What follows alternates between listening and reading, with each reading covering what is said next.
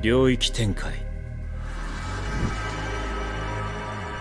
無料空所 Satoru Gojo, one of the characters who redefined what it means to be overpowered in anime. If you like Jujutsu Kaisen, odds are you're probably a Gojo fan, and with good reason. After all, he's charismatic, has a pretty cool design, and, of course, is absurdly powerful. But what if I told you that Gojo, despite being one of the most beloved characters in JJK, is also one of the biggest problems in the story? Before I explain my points, let me make a few things clear. First, this video isn't about hating on Gojo. He's a really good character, especially from a conceptual standpoint. As I said before, his personality, abilities, and overall design make him one of the coolest anime characters I've seen in a long time. It is not hard to see why he has so many fans. Secondly, this video is merely the reflection of my opinion about Gojo and how he fits the narrative in JJK. I watched the anime and I read the manga, but I don't really consider myself a JJK specialist, whatever that means. I don't theorycraft or know everything there is to know about the story, so it is completely fine if you disagree with my takes. In fact, if you spot any major mistakes I might potentially make about Gojo or Jujutsu Kaisen as a whole during this video, you can feel free to comment down below. The last observation is that in order to properly understand the problems Gojo represents to the narrative, you need to understand precisely his abilities and power level. I will briefly explain how his powers work, since I'll use them as parameters for the analysis later. Satoru Gojo has two inherited techniques. These techniques from the Gojo family are the basis of his power level.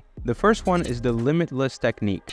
The basic form of this technique is the Infinity, which is, in simplistic terms, a defensive skill that stops any attacks from reaching him by slowing them down as they get progressively closer. In case you want to understand this ability in mathematical terms, there's an excellent video by Fanimations talking about it. I'll leave the link to it in the description down below. The blue cursed lapse is also a part of the Limitless technique, being an advanced application of it. It's sort of a magnetic force of attraction that generates a negative space, forcing objects or enemies to be pulled violently towards the center of the singularity. After going through a near-death experience in his first encounter with Toji, Satoru also gained some domain over the reversed cursed technique, which led him to not only heal himself, but also to develop the red cursed reversal, the opposite of the blue technique, generating a repulsive force, repelling things with enormous energy, causing destruction through sheer force, and the hollow purple technique, combining blue and red, creating a devastating blast that disintegrates matter entirely. I'm sure we all remember how that worked.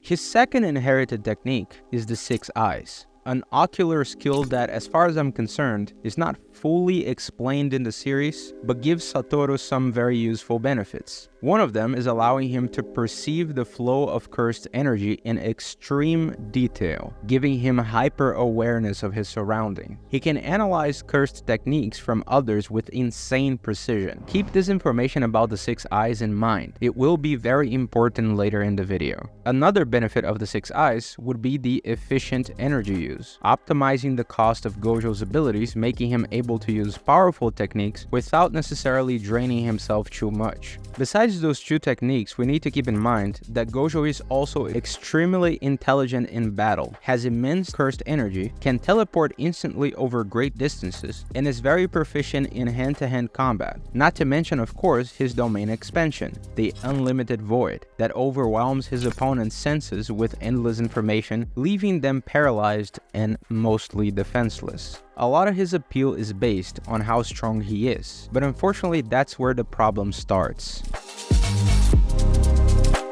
In the Jujutsu world, being a special grade sorcerer is highly exceptional. In general, the only ones capable of reaching such level are heavily talented individuals. They tend to have either massive levels of cursed energy or inherited techniques that give them some sort of advantage. But all of them certainly have one thing in common: the skill set to use the tools they have in the best way possible. The thing is, Satoru has all the tools of the toolbox. Saying that he is the strongest sorcerer alive is an understatement. He's almost a divine entity compared to any other human. That might sound really epic, but realistically creates an evident problem in the narrative.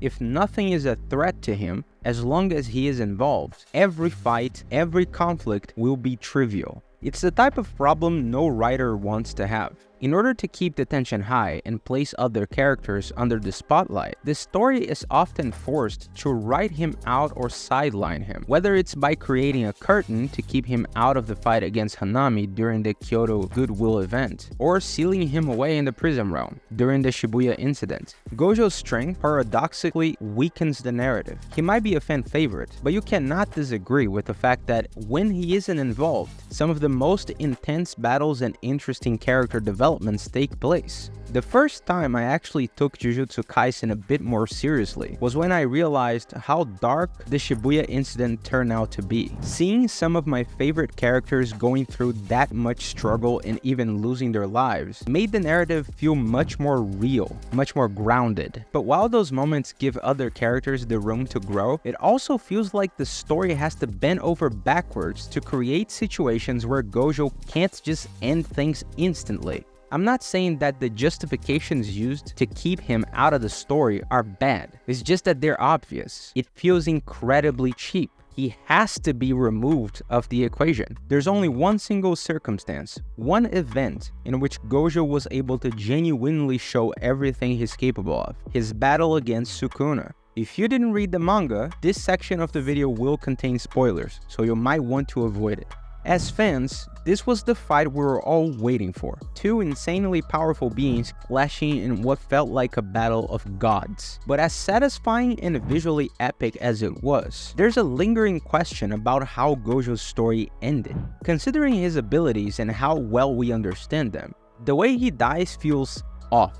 The outcome of the battle was not unpredictable by any means. It wouldn't make much sense for Gojo to definitively win against Sukuna. He's not the main protagonist of the story, and characters like Yuta and Yuji still had to be explored further. Besides, with Megumi's body, Sukuna had one of the most versatile ways of dealing with Gojo's skill set, especially considering the usage of Mahoraga as an essential part of the battle. After multiple domain expansions and some of the most interesting usage of cursed energy and reversed curse techniques in the story, the battle would end with Sukuna ending Gojo's life by replicating the adaptation Mahoraga used to slice Gojo's arm by avoiding the infinity technique a few moments earlier. As far as I understand, Mahoraga essentially sliced reality and space as a whole, not allowing the spatial divisions created by Gojo's infinity to be in the way of his strike. And that's the same strategy used by Sukuna's attack. Remember when I told you to hold the information about how the six eyes work? We'll use this information right now to kind of prove the point that Gojo's death is at least questionable. Sukuna used a brilliant strategy to be able to slice Gojo for sure. The explanation of what he did, even though it came multiple chapters later, which makes me think that Gege Akutami was trying to find a way to justify Gojo's death in a more convincing way, was relatively acceptable. The problem is that Gojo's six eyes give him an unmatched capacity of understanding how the cursed techniques of his opponents work, sometimes even before they use them. Gojo saw exactly what Mahoraga did to him a few moments earlier. It's safe to say he knew how the technique worked as soon as he saw it. In a single slice of a technique Sukuna just learned how to adapt, he was able to kill Gojo even after Gojo saw and felt the principle behind its usage. I'm not saying Gojo shouldn't have died or that it's unfair to remove a character like him from the story. What I am saying is that he is so powerful that even killing him becomes a problem. Convincingly writing a fight that he has to lose requires too much attention to detail in order to be believable. This fight was one of the most debated ones I've seen online. A lot of people think that Gege Akutami hates Gojo because of how he neglected the character in certain ways, and reading the last chapter of Jujutsu kinda makes me believe that maybe they have a point. But realistically, it's pretty difficult to make a character like Gojo sustainable in a narrative. Very often, when characters are incredibly overpowered, the context of the narrative sustain that power in alternative ways, such as in satires like One Punch Man or Mashle. But Saitama and MASH are actual protagonists,